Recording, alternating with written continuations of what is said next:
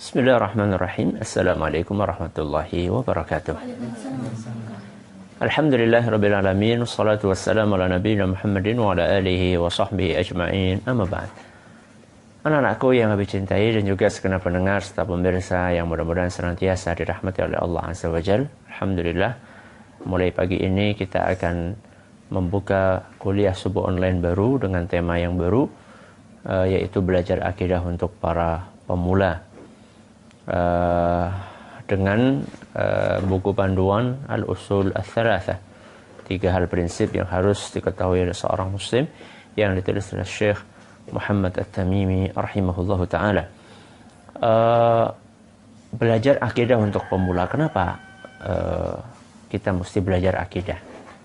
Kenapa kita mesti belajar akidah? Ketika Rasulullah SAW 15 abad yang lalu diutus oleh Allah Azza wa Jalla ke muka bumi ini, saat itu tanah Arab atau Jazirah Arab itu diisi oleh masyarakat yang rusak. Masyarakat yang rusak. Rusak apanya? Akidahnya, akhlaknya, ibadahnya, semuanya rusak. Ya. Secara umum saat itu masyarakat adalah masyarakat yang sangat terbelakang, sehingga salah satu hal yang menunjukkan betapa rusaknya akidah mereka, di sekeliling Ka'bah yang merupakan kiblatnya kaum muslimin itu ada ratusan berhala, ratusan patung yang disembah. Itu baru patung yang di sekeliling Ka'bah. Dan di kampung masing-masing itu mereka punya patung sendiri-sendiri. Dan di rumah masing-masing juga punya patung sendiri-sendiri. Jadi coba jumlahnya ada berapa? Akidah rusak, akhlak juga rusak. Ya. Perang, permusuhan, bunuh-bunuhan. Siapa yang kuat dia yang menang. Mabuk-mabukan. Bahkan namanya khamar itu sudah menjadi minuman. Jadi setiap makan minumnya khamar. Kayak kita minum air putih. Kasih sayang, ya, hancur. Begitu anak lahir dan ternyata perempuan, apa yang dilakukan? Dikubur. Hidup dalam keadaan hidup. Bayangkan bayi, ya, dimasukkan ke tanah, ditimbun dalam keadaan hidup, nangis nggak peduli. Wa idzal mau'udatu su'ilat. Terus bi ayyi dzambin qutilat. Pada hari kiamat itu bayi-bayi yang ditimbun hidup-hidup ditanya, apa salahmu kok bisa dibunuh? Bi ayyi dzambin qutilat. Apa dosamu kok kamu dibunuh? Pokoknya rusaklah. Ya. Tapi ternyata dalam 23 tahun mereka berubah total. Dalam berapa tahun? 23 tahun. Mereka berubah total. Menjadi masyarakat yang baik akidahnya, baik akhlaknya, baik ibadahnya, dan seterusnya. Mereka menjadi manusia yang manut, nurut sekali dengan Allah Azza wa Jalla. Tadi kita sampaikan bahwa orang-orang Arab itu rata-rata mereka hobinya minum khamr. Begitu diturunkan ayat yang mengharamkan khamr, langsung mereka tinggalkan. Diceritakan saat itu lorong-lorong jalan-jalan yang ada di Madinah itu becek semua. Karena apa? Hujan? Bukan. Karena Karena mereka punya dream. Bayangkan, nyimpen khamar pakai apa? Dream tong. Punya dream besar isinya khamar. Begitu turun ayat diharamkan khamar, mereka tumpahkan itu. Di mana? Di jalan-jalan. Juga becek jalan-jalan Madinah. Yang lebih menakjubkan adalah saat diharamkan khamar itu kan Rasulullah SAW kan mengutus seorang sahabat untuk memberikan pengumuman keliling. Nah, dulu kan belum ada apa? Belum ada mic. Sehingga kalau ada pengumuman, kalau nggak dikumpulin masyarakatnya di masjid, ya Rasulullah SAW mengirim orang untuk keliling. Apa bunyi pengumumannya? Ala innal khamra qad hurrim. Ala innal khamra qad hurrim. Apa artinya Mas Abdurrahman?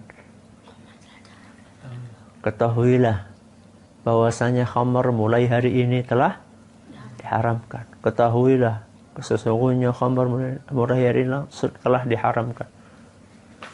Keliling gitu. Nah, ketika ada pengumuman itu, ada sebagian sahabat lagi minum khamar bareng di sebuah taman. Dan itu saatnya memang boleh, awal-awalnya memang boleh. Ya sampai tahun 3 Hijriah. Jadi berapa tahun itu? 13 tambah 3 berapa? 16 tahun. Masih diperbolehkan. Ya. Begitu 16 tahun lewat setelah diutusnya Nabi Muhammad SAW diharamkan. Itu orang-orang para sahabat ini yang lagi pada minum-minum bareng di mana tadi? Di taman. Begitu dapat pengumuman seperti itu, maka langsung botol atau bejana yang mereka atau gelas yang mereka gunakan untuk minum mereka tumpahkan yang ada di botol tadi. Bahkan yang sudah masuk kemana? Mulut sudah tinggal dia kan? Tinggal ditelan sama mereka dimuntahkan. Padahal tinggal di apa? Tinggal ditelan. Yang jadi pertanyaan, kenapa mereka nurut banget? Suka? Hah? Padahal dulunya mereka tak bisa ninggalin. Karena saking terbiasanya mereka untuk minum khamar. Kenapa kira-kira nggak suka?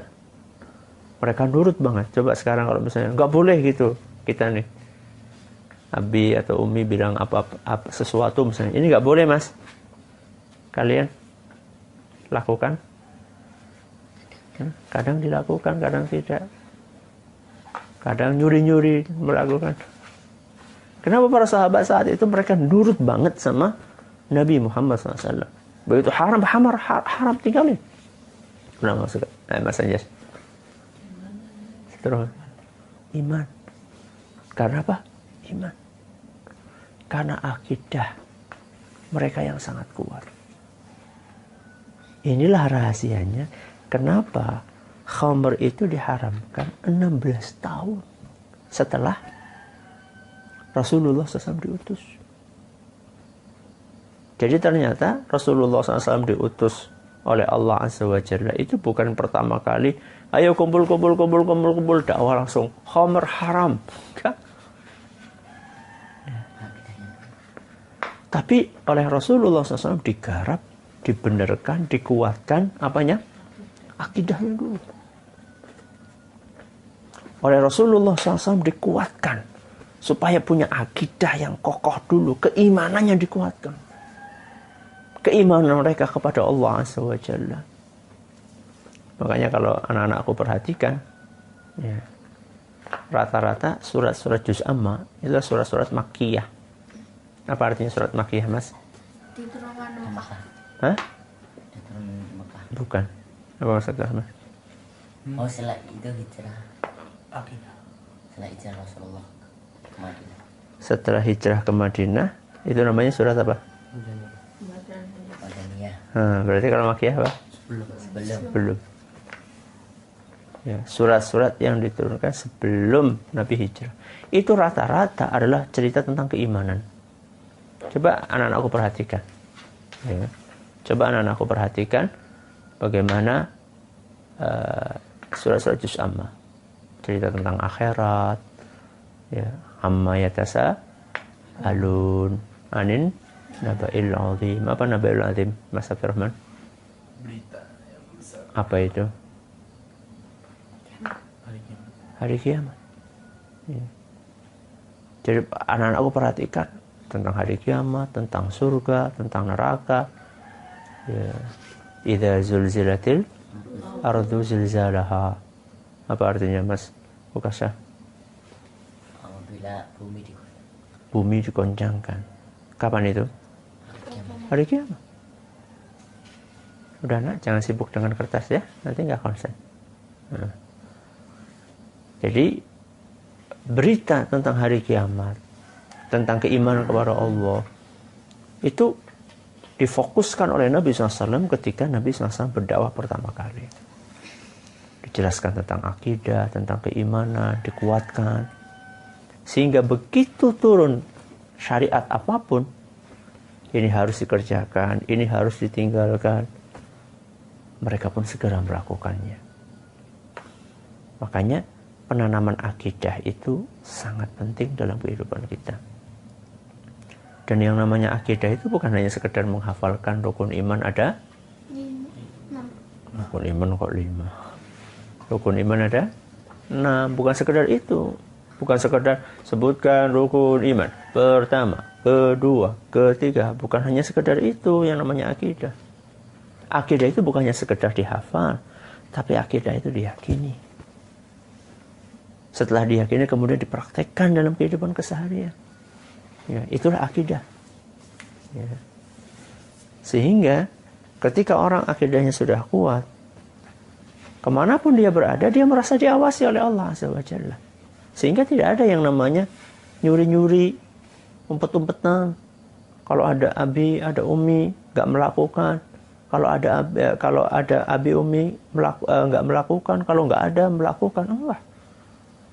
Karena akidahnya sudah kuat, maka yang dijadikan oleh dia sebagai utama, pikiran utama adalah saya diawasi sama Allah Azza wa Jalla. Saya di pondok diawasi sama Allah. Saya di perpustakaan diawasi sama Allah. Saya di luar rumah diawasi sama Allah. Saya di perjalanan, di mobil diawasi sama Allah. Dimanapun saya berada, saya diawasi oleh Allah Azza wa Jalla. Ya, itulah yang namanya keimanan. Itulah yang namanya akidah. Ya. Sehingga yang kita dapatkan para sahabat itu adalah manusia-manusia yang luar biasa dalam ketakwaannya kepada Allah Azza wa Jalla. Nah, anak-anakku dan para pendengar serta pemirsa, belajar akidah itu butuh tahapan. Belajar akidah itu butuh tahapan. Udah ya nak? Yang fokus ya belajarnya ya, Mas Abdurrahman, Mas Ukasha. Dari tadi mainan terus? Ya? Sudah berapa kali diingatkan sama Abi? Ya, yang besar harus jadi contoh. Ya? Jadi contoh buat yang lainnya. Malah lebih tenang Mas Anjasah dari tadi. Jangan diulangi lagi ya. Jadi Rasulullah SAW ketika beliau berdakwah, beliau memfokuskan kepada akidah. Kenapa demikian? Karena akidah adalah pondasi. Sebuah bangunan itu akan kuat ketika apa? Pondasinya kuat. Sekarang ini mejanya Abi ini. Ini kalau kita miringkan seperti ini maka dia akan jatuh. Kenapa? Karena tidak punya apa? Pondasi. Ya. Akan jatuh. Berbeda dengan rumah ini, temboknya. Coba kalian dorong. Ya. Kalau kalian dorong sekuat tenaga pun tidak akan apa? Jatuh, tidak akan hancur, tidak akan roboh. Berbeda dengan kayu ini. Kayu ini, ketika dia nggak punya pondasi, maka dia mudah sekali untuk dirobohkan. Sekarang kenapa banyak ya anak-anak pemuda-pemuda di zaman ini menghadapi masalah kecil, dia stres, pasang status, galau, ya. Susah, ya. Cuma karena diejek sama temennya, kemudian murung, mengunci diri di kamar berhari-hari. Kenapa? Mereka begitu mudah terbawa. Mereka begitu mudah hanyut ketika teman-temannya lulusan pada ngajak untuk nyoret-nyoret apa? Baju. Terus apa ini? Nyemprot. Apa yang disemprot? Baju. Ya baju, ya. Ya rambut, ya muka. Kemudian pada pawe kebut-kebutan, nutup jalan. Kenapa mereka mudah sekali terbawa? Karena mereka nggak punya pondasi yang kuat. Ya. Makanya penting sekali kita untuk belajar akidah. Ya. Belajar akidah yang benar itu penting sekali. Dan belajar akidah itu memang ada tahapannya. Tidak ujuk-ujuk langsung pakai buku yang tebal. Ini buku yang kita nanti insya Allah akan pelajari. Ini paling cuma berapa halaman? Paling sekitar 30 halaman bahasa Arabnya. Karena nanti dihafal ya ini. Karena cuma sedikit kita hafal paling sehari satu halaman. Ya. Dan nanti disetorin ya, di awal kajian nanti setoran. Ya. Makanya aplikasi tadi 1 halaman ini dihafalkan. Ya. Buku ini insya Allah kita akan jelaskan pada pertemuan berikutnya insya Allah beserta dengan biografi singkat dari penulis buku ini. Mudah-mudahan apa yang kita pelajari bermanfaat buat kita semuanya. Wallahu ta'ala. Kali ini kita akan membahas tentang buku yang akan kita pelajari. Ya, buku yang akan kita pelajari beserta dengan penulisnya. Buku yang akan kita pelajari ini adalah sebuah buku kecil sebenarnya. Ya, bukan sebuah buku yang tebal. Karena memang cocok dengan tema kita yaitu belajar akidah untuk pemula. Jadi untuk pemula itu memang usah yang besar-besar dulu, maka yang kecil-kecil dulu, buku-buku yang tipis-tipis dulu, nanti baru secara bertahap menuju ke buku-buku lain yang lebih luas pembahasannya. Buku ini aslinya berjudul dalam bahasa Arab adalah Al-Usulul Tsalatsa. Apa? Al-Usulul Tsalatsa. Apa itu Al-Usulul Tsalatsa? Al-Usulul Tsalatsa adalah 3 hal penting. 3 hal penting, 3 pondasi.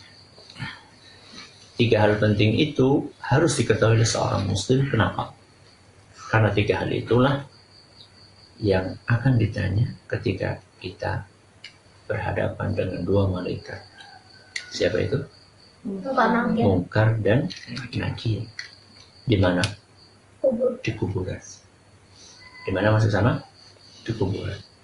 Kita akan ditanya dengan 3 pertanyaan. Yang pertama, man rabbuka. Yang kedua, man nabiyuka. Yang ketiga, ma dinuka. Apa artinya Mas Anjasya man rabbuka? Siapa Rabbuka? Suka man nabiyuka. Mas Abdurrahman ma dinuka. Apa agamamu? 3 pertanyaan. Berarti pertanyaan pertama tentang Allah. Yang kedua tentang Nabi Muhammad SAW. Yang ketiga tentang agama Islam. Ada berapa maksud sama? Yang pertama? Pertanyaan tentang Allah. Kedua? Tentang Nabi Muhammad SAW. Tiga? Tentang agama Islam. Ini 3 hal ini yang akan dibahas. Al-Usulul Tsalatsa. 3 pondasi utama. Ini yang akan dibahas dalam buku ringkas ini. Siapa yang menulis? Yang menulis adalah seorang ulama yang bernama Syekh Muhammad bin Abdul Wahhab bin Sulaiman. Namanya siapa? Muhammad. Ayahnya? Abdul Wahhab. Kakeknya? Sulaiman. Siapa namanya? Muhammad Bin? Abdullah. Abdul Wahab Bin? Sulaiman. Muhammad bin Abdullah Muhammad bin Abdullah bin Sulaiman. Saat berapa? Muhammad bin Abdul Wahab bin Sulaiman. Muhammad bin Abdul Wahab bin Sulaiman. Bagus. Adalah seorang ulama yang lahir pada tahun 1115 Hijriah. Berapa maksud sama? 1115. Ulangi. 1115. Hijriah. Berapa maksud orang? 1115 itu ya. Dan berapa maksudnya? 1115 itu ya. 1115. Berarti sekarang tahun berapa? 1441 Hijriah. 1441. Berarti berapa tahun yang lalu? 300. 300? Tahun yang lalu. 300? Abad. 300 berapa? 330. 300? 301. 26. Masya Allah. Dapat hadiah. 326 tahun yang lalu ulama ini lahir. Dan beliau dilahirkan di keluarga ulama.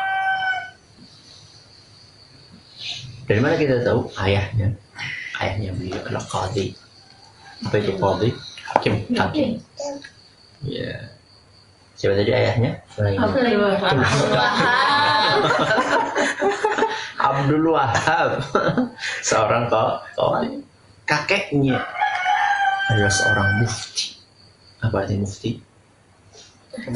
Orang yang memberi fatwa. Kalau di sini ya MUI lah. Ya. Siapa kakeknya? Sulaiman. Ya. Dan pamannya juga seorang ulama. Jadi beliau itu terlahir di lingkungan keluarga ulama. Maka bersyukurlah kalian seandainya kalian mendapatkan karunia seperti itu. Nah, beliau Syekh Muhammad ini belajar dari ayahnya pertama kali. Ngapalin Al-Quran dengan ayahnya. Dibimbing langsung oleh ayahnya. Digembleng oleh ayahnya. Terus sampai sebelum usia 10 tahun sudah hafal Al-Quran. Sebelum usia 10 tahun sudah hafal Al-Quran. Selesai hafal Al-Quran, beliau terus belajar lagi. Jadi tidak berhenti di situ. Ya. Tidak kemudian, saya sudah apa? Rendah. Tapi beliau belajar lagi, belajar apa? Beliau belajar ilmu yang lain, belajar tafsir, belajar hadis. Dan beliau belajar itu betul-betul ilmu yang didapatkan itu betul-betul dikuasai sama beliau. Sehingga beliau biasa berdiskusi dengan ulama-ulama padahal saat itu masih kecil. Sehingga para ulama itu merasa kagum dengan kecerdasannya. Udah belajar dari ayahnya, dari ulama yang ada di situ. Kebiasaan ulama kalau sudah belajar dari ulama yang ada di kotanya, maka beliau akan melanjutkan belajar ke kota yang lain. Beliau itu tinggal di sebuah wilayah namanya Uyainah. Apa namanya? Uyainah. Uyainah ini dekatnya kota Riyadh kalau sekarang. Ya, dekatnya kota Riyadh. Riyadh itu ibu kotanya Saudi. Beliau sudah belajar dari ulama yang ada di Uyainah, maka beliau pengen belajar lagi dari ulama yang lainnya yang ada di luar kota. Akhirnya beliau memilih kota Madinah. Mana? Kota Madinah. Belajar apa di sana? Macam-macam. Ya, belajar ilmu fikih, belajar ilmu usul fikih, belajar hadis. Ya, di antara guru beliau di Madinah adalah Syekh Abdullah bin Ibrahim bin Saif. Ini beliau belajar ilmu fikih dan usul fikih. Selain itu beliau juga ingin mendalami hadis. Beliau belajar dari ulama yang bernama Syekh Muhammad Hayah As-Sindi. Ya, beliau dapat sanad dalam ilmu hadis dari beliau. Terus beliau belajar dari ulama Madinah, diserap ilmu yang ada di sana. Setelah beliau menyerap ilmu ulama Madinah, beliau melanjutkan lagi perjalanannya menuju sebuah kota namanya Ahsa. Kota apa? Ahsa. Ayo coba diulangi. Lahir di mana? Uyainah. Terus menurut ilmu ke Madinah. Dari Madinah ke Ahsa. Di Ahsa beliau ketemu dengan ulama madhab fiqih. Ada ulama madhab Hambali, Syafi'i, Maliki, Hanafi. Di antara ulama yang beliau ambil ilmunya adalah Syekh Muhammad bin Fairuz. Ya. Di situ beliau belajar ilmu fikih dan belajar ilmu-ilmu yang lainnya. Ya. Setelah ulama-ulama yang ada di Saudi beliau ambil ilmunya, maka beliau pengen keluar negeri. Kalau tadi masih dalam negeri, beda kota. Ya. Kayak Purbalingga terus kemana? Ke Semarang. Ya, dari Semarang terus ke Jakarta. Gresik. itu masih dalam apa? Teritorial Indonesia. Beliau pun juga seperti itu, belajar dari satu ulama di satu negara. Setelah itu beliau ingin menuju ke luar negara, ke luar negeri. Di mana daerah yang beliau tuju adalah kota Basrah. Basrah itu negara mana? Irak. Jadi beliau menuju ke Irak, terbang. Ini bukan terbang, saat itu belum ada. Ya, beliau menuju ke Irak. Di sana beliau belajar fikih lagi, belajar hadis lagi, mengambil ilmu dari para ulama, di antaranya Syekh Muhammad Al-Majmu'i. Ya, di sanalah beliau tertarik dengan buku-buku yang ditulis oleh Syekhul Islam Ibnu Taimiyah dan muridnya. Ibnu Qayyim. Insyaallah beliau banyak menyalin. Jadi dulu belajarnya itu nyalin. Belum ada foto kopi. Nih, lihat tuh. Kitab Fathul Bari itu. Berapa jilid yang di situ? 19. 19. Itu kalau pengen punya bukunya itu diapain? Salin, ditulis dulu.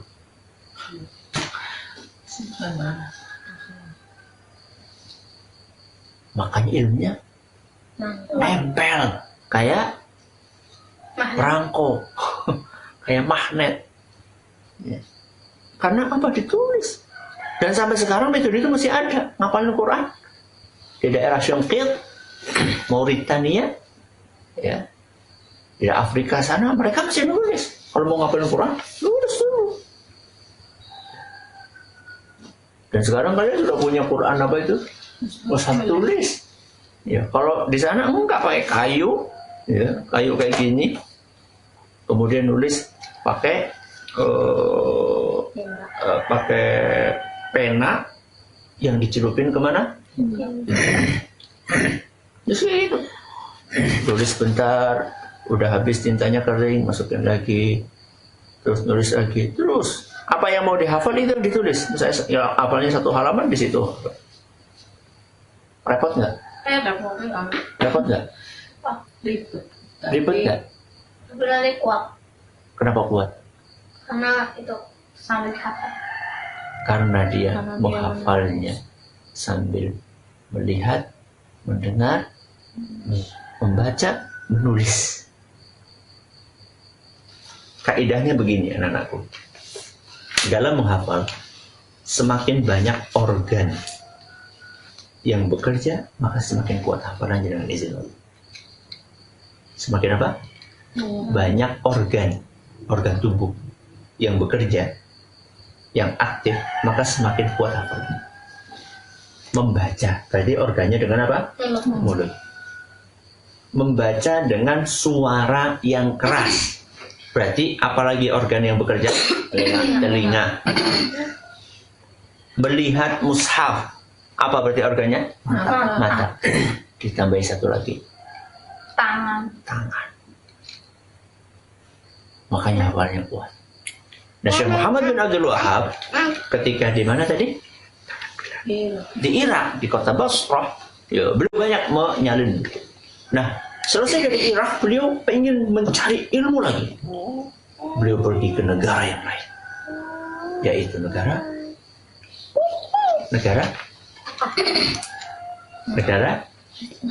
Syam. Negara Syam. Ya. Dan perjalanan beliau ke negara Syam berat. Hampir beliau meninggal dunia. Kenapa? Karena keterbatasan dia negeri. Kelaparan, kehausan. Itu resiko orang belajar. Jadi belajar itu memang membutuhkan, kalau orang dahulu itu istilahnya tirakat, hidup sederhana. Makanya para ulama kita dulu kalau pulang belajar, pulang menuntut ilmu itu bukan tambah gemuk, tapi tambah apa? Tambah kurus. Ya. Kenapa? Karena serba terbatas. Makanan terbatas, subhanallah. Sampai ada ulama beliau mengatakan bultu dam marratain fi talabil hadis. Aku pernah kencing darah. Apa? Ketika pipis yang keluar darah, bukan air. Kenapa? Karena saking beratnya perjalanan melewati padang pasir yang begitu panas, gak ada sandal. Karena memang gak punya duit untuk beli sandal. Jangankan beli sandal, makan aja mereka memang susah. Sekarang kita naik mobil ber-AC, hampir-hampir gak ada capeknya. Sehingga kalau anakku misalnya ya, nanti suatu saat Mas Abdul Rahman atau siapa, ayo belajar, kau ambil sanad misalnya, sama Ustaz Sugeng misalnya, ayo jalan, gak apa-apa, ayo atau minimal ayo naik sepeda, silakan, supaya ada apanya, ada perjuangannya, sesuatu yang didapatkan dengan perjuangan, ya, itu akan terasa mahal dan nikmat. Berbeda dengan sesuatu yang instan, pengen cepat dapat. Makanya para ulama kita dahulu luar biasa ilmunya diangkat, karena mereka dapatkan dengan perjuangan yang dahsyat. Sudah akhirnya setelah dari Syam beliau pulang. Nah, ketika pulang sudah dapat ilmu kan ya, beliau melihat, oh kok masyarakatnya kayak gini, ya. Kok kebiasaan mereka kayak gini, jauh dari tuntunan agama, ya. Mereka banyak jauh dari akidah yang benar. Kalau doa mintanya bukan kepada siapa? Allah, tapi mintanya kepada kuburan. Bahkan di sana ada pohon-pohon yang dikeramatkan. Kok masyarakat saya seperti ini ya? Beribadahnya juga banyak yang tidak sesuai dengan tuntunan Rasulullah SAW. Nah, beliau nggak nyaman dengan kondisi seperti itu. Orang yang beriman itu targetnya bukan hanya sekedar masuk surga sendirian, dia juga pengen mengajak siapa? Orang lain. Maka mulailah beliau berdakwah. Mulailah beliau berdakwah. Beliau mengajak masyarakat untuk beribadah hanya kepada Allah, diajarkan akidah. Makanya beliau nulis buku apa tadi? Al-Usulu Ats-Tsalatsah. Masukkan. Fokus kan? Saya ulangi lagi kayak kemarin. Beliau berdakwah kepada tauhid, ngajak umat untuk memegang atau meyakini tauhid yang benar. Dia mulai berdakwah di daerah yang di daerah Uyainah, tempat tinggal lahirnya. Beliau melakukan pendekatan kepada amirnya. Amir itu apa? Amir dia semacam gubernur lah, ya, atau semacam bupati. Ya, jadi pimpinan wilayah Uyainah. Beliau dakwah. Ya, alhamdulillah awalnya sih responnya bagus. Awalnya responnya bagus. Tapi di tengah jalan, karena mendapatkan tekanan, ya, karena mendapatkan tekanan dari amir wilayah yang lain, akhirnya beliau mengusir, ya, amir wilayah Uyainah, nyuruh pergi Syekh Muhammad dari kota tersebut, ya, disuruh pergi.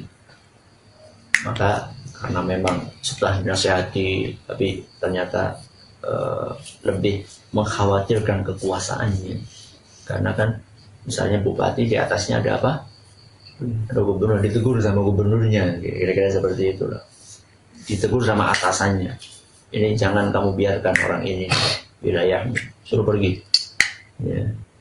karena takut kekuasaannya akan hilang, ya takut dipecat, maka akhirnya walaupun sudah dinasihati sama Syekh Muhammad, tapi tetap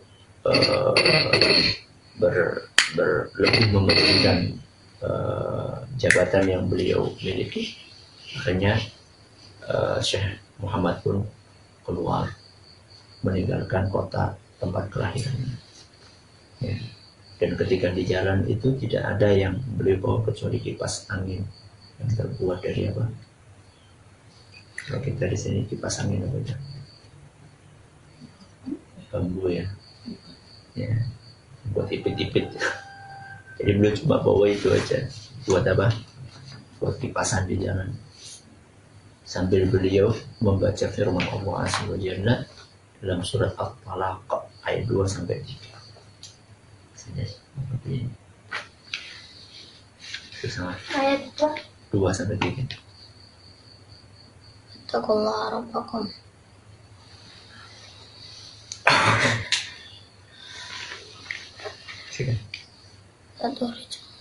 Wa may yatawalla fa innallaha yattaqillaha yaj'al lahu makhraja wa yarzuqhu min haythu la yahtasib. ala Allahi.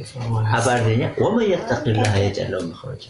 Barang siapa yang bertakwa kepada Allah, maka akan Allah berikan dia jalan keluar. Wa yarzuqhu min haytsu la yahtasib. Dan Allah akan berikan kepada dia rizki apa bersama yang tidak disangka-sangka, dari arah yang tidak disangka-sangka. Jadi beliau itu menghibur dirinya dengan membaca ayat Quran. Ayat Quran itu hiburan.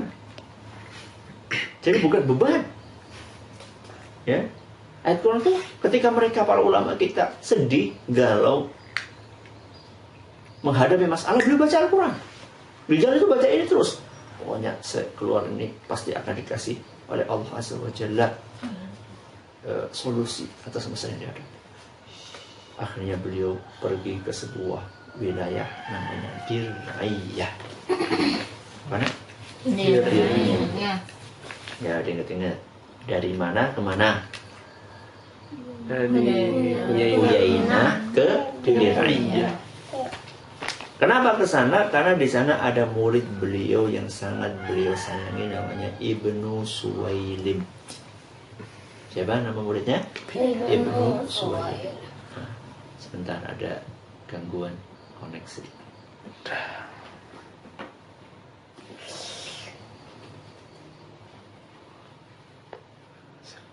Siap dulu. Cek dulu nggak apa-apa.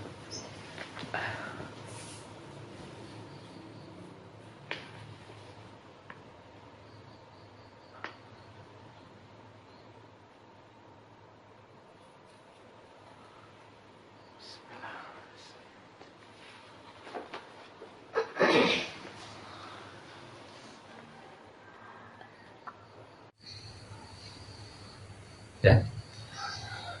Kenapa beliau memilih kota Dir'iyah? Ada murid sayangannya namanya Ibnu Suwailim. Tapi begitu sampai di sana, berita tentang Syekh Muhammad kan tersebar.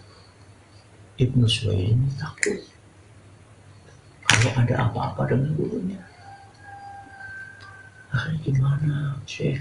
Jadi kalau ada yang jahat orangnya itu gimana? Saat itulah seorang guru menasihati muridnya. Kata beliau, la yakhlu fi balika syai'un abada. Gak usah kalau itu memikirkan sesuatu yang negatif. Tawakal ala Allah. Apa artinya? Bertawakallah kepada Allah. Fa huwa yansuru man nasara. Allah pasti akan menolong siapapun yang menolong agama Allah. Dan Syekh Muhammad bin Abdul Wahab itu berdakwah dalam rangka untuk membela agama Allah. Nah, ternyata keberadaan Syekh Muhammad di kota apa tadi? Dir'iyah itu kedengaran sama istrinya Amir Dir'iyah. Sama siapa? Istrinya Amir Dir'iyah. Dan istrinya Amir Dir'iyah wanita soleha, dan beliau tahu tentang kedudukannya ulama. Beliau tahu, wah ini ulama besar datang ke sini. Maka beliau pun, istrinya ini, menasehati suaminya. Siapa suaminya? Amir Dir'iyah. Namanya Muhammad bin Su'ud. Sama Muhammad bin Su'ud. Muhammad bin Su'ud. Muhammad bin Su'ud. Ini Amir Dir'iyah, bupatinya lah. Dinasihati sama istrinya. Ya. Ya, kita kedatangan tamu agung, ulama. Harusnya kamu itu menghormati beliau. Ya. Ambil ilmunya. Kedatangan ulama adalah sebuah karunia. Nasihat. Dan alhamdulillah suaminya ini menerima nasihat istri. Maka suaminya pun mengatakan, ya tidak apa-apa, silakan menghadap, datang menemui aku. Ya. Kenapa demikian? Karena tersebar desas-desus kan, wah ini orang yang harus ditangkap dan seterusnya, menimbulkan kericuhan di daerah yang lain. Maka kemudian oleh Amir Dir'iyah, siapa tadi namanya masuk sama? Nah, makanya suasananya itu Muhammad bin Su'ud. Ya. Amir Dir'iyah ini berkata sudah dapat masalah saya, sudah silakan beliau Syekh Muhammad datang kemari. Dinasihati sama istrinya, bukan kayak gitu caranya. Kalau para ulama itu bukan disuruh datang, tapi kamu yang mendatangi ulama. Ya, ulama kok suruh datang, kamu yang datang ke sana.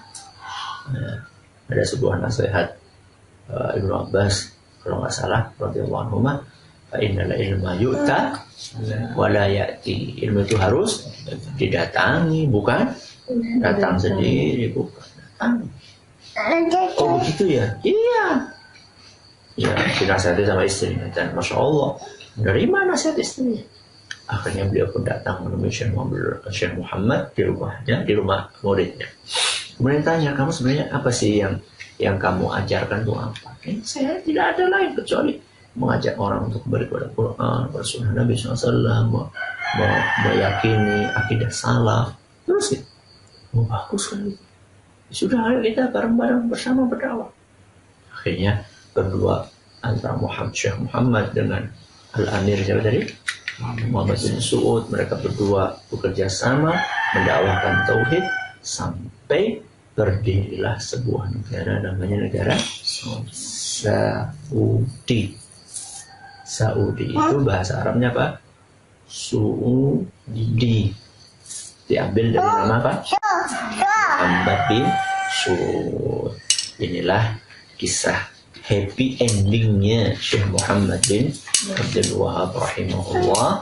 Mudah-mudahan bermanfaat bagi kita. Ini sekedar biografi singkat. Besok insya Allah kita akan mulai belajar al-usul tsalatsa. Teknisnya anak-anakku adalah pertama kali setoran. Ya, setoran apa? Setoran matan. Ya, bahasa Arab setoran matan. Bagi para pendengar, para pemirsa, akan diupload insya Allah buku panduannya ya di Facebook kami, dan juga bagi para anggota grup WA Agen Kebaikan nanti akan dibagikan di grup insya Allah. Tolong kepada para admin ya untuk bisa men-share buku panduannya lewat FB dan juga lewat WA. Mudah-mudahan yang di rumah bisa ikut menyimak kajian ini sambil memegang bukunya, karena itu akan menambah potensi untuk memahami dan menghafal. Ini yang dapat kami sampaikan, mudah-mudahan bermanfaat buat kita semuanya. Kita tutup dengan membaca doa kafaratul majlis. Subhanallahumma wa bihamdika asyhadu an la ilaha illa anta astaghfiruka wa